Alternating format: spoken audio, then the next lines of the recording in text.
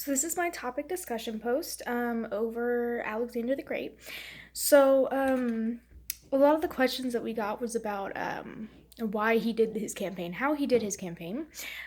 So when it comes to how he decided to push and not push what he did and all of his campaigning, I really think a lot of it had to do with maybe how he was raised by Philip II, seeing as he was always seen as the heir and everything, despite the fact that there were other wives and probably other siblings that could have taken it away from him.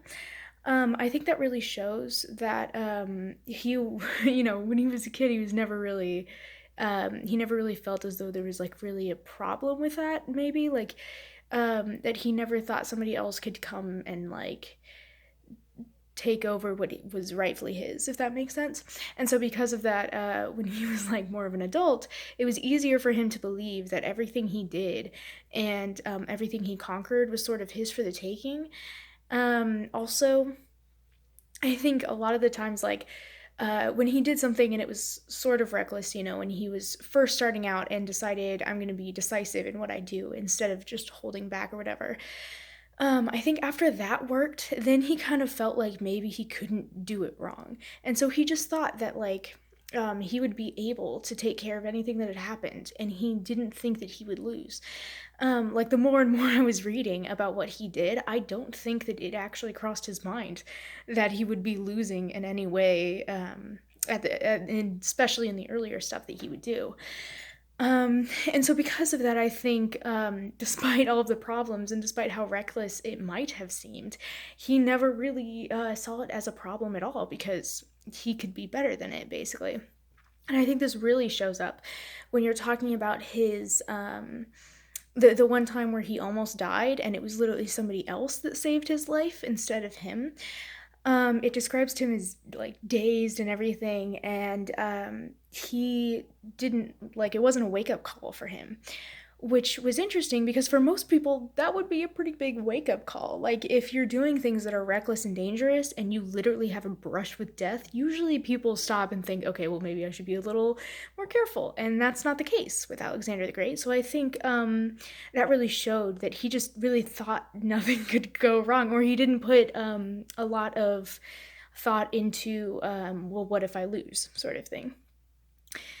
Um, so with all of that in mind, once it, did start to like crumble a little bit and he started to realize that he couldn't do things, I feel like he couldn't accept that defeat because A, it wasn't an actual defeat, it was more of his own people mutinying against him. And then also, um, he did not feel as though he would never go back. Like he didn't shut that door and be like, well, that's just, not for me or whatever. Like he continuously seemed to make plans for him to be able to go back as he was leaving. Which makes it seem as though he didn't see it as the end and he was going to go back and he was eventually going to win.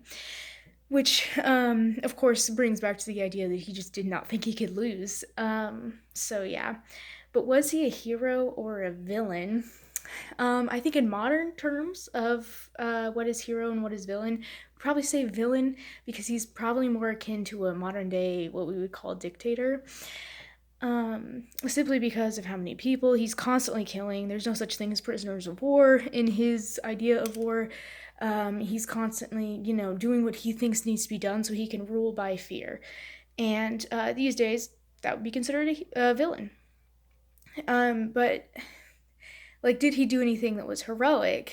I think definitely in the ancient version of heroism, and especially when it comes to Greek and Macedonian and all of that, I think a lot of it would have been seen as heroic. Of course, that didn't stay after he died in certain places, but in other places it did stay.